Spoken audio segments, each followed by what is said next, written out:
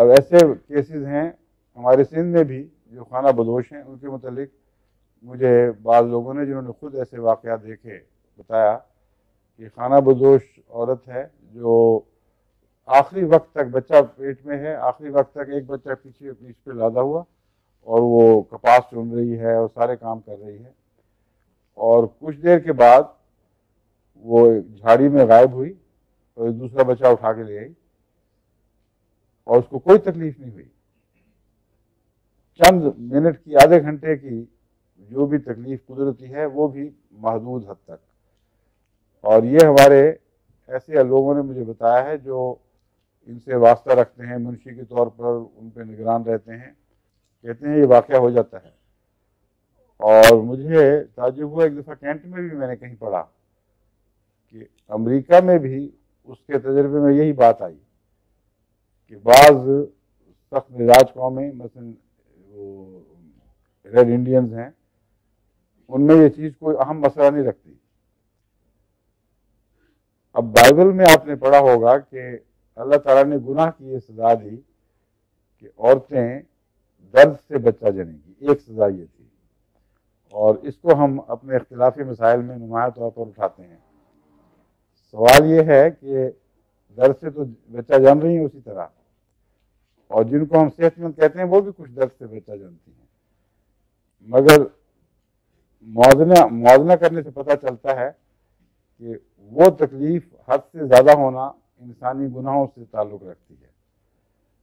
اور گناہوں سے مراد صرف وہ شرعی گناہ نہیں ہیں، بلکہ خدا تعالیٰ نے قانون قدرت کے ساتھ، جس قانون قدرت میں ہمیں جن شرائط کے ساتھ پیدا کیا ہے، جب ان کو وائلیٹ کریں گے، جب قانون قدرت کو تسلیم کرنے سے انکار کر دیں گے، ان پر عمل نہیں کریں گے، تو یہ بھی ایک قسم کا گناہ ہے.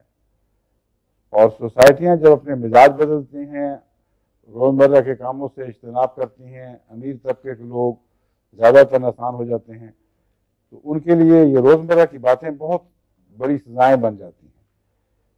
اس لیے یہ عمومی مزاج ہے انسان کا، جس کو پیش نظر رکھ کر ہم جراثیم پر دوبارہ آ کے دیکھتے ہیں وہ کیا اثر دکھاتے ہیں. ایک گھر میں ہم نے دیکھا ہے 2-3 سیل کے مریض ہیں، مگر ایک شخص کو کوئی سیل کا اثر نہیں ہے، اور وہ ان کے ساتھ اسی طرح بے تکلف پھرتا ہے. ہمارے گھر کی مثال ہے، ہمارے بڑے بھائی جان حضرت مرزا عزیز احمد صاحب مرحوم کی ایک شادی اپنے خاندان میں ہوئی ایما میں، اور وہاں سارے خاندان میں سلی امراض کی کچھ مختلف شکلیں پائی جاتی تھیں. ان کے 2 بیٹے یکے بعد دیگرے، مبارک اور مرزا سید احمد صاحب، یہ سل سے فوت ہوئے. ان کی دوسری شادی حضرت میر محمد اسحاق صاحب کی صاحبزادی آپا نصیرہ، ہم کہتے تھے نصیرہ بیگم صاحبہ، سے ہوئی. اور حضرت میر صاحب کے خاندان میں کوئی سل کا مادہ نہیں ہے، نہ وہ رجحان کہیں دکھائی دیا ہے. اب آپ ان بچوں کی اس طرح پرورش کرتی تھی جیسے ماں کو بھی توفیق نہ ملے.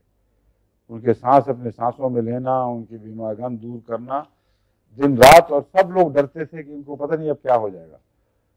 لیکن اللہ تعالیٰ کے فضل سے لمبی عمر پائی، سل کی بیماری کا کبھی کوئی اثر ظاہر نہیں ہوا.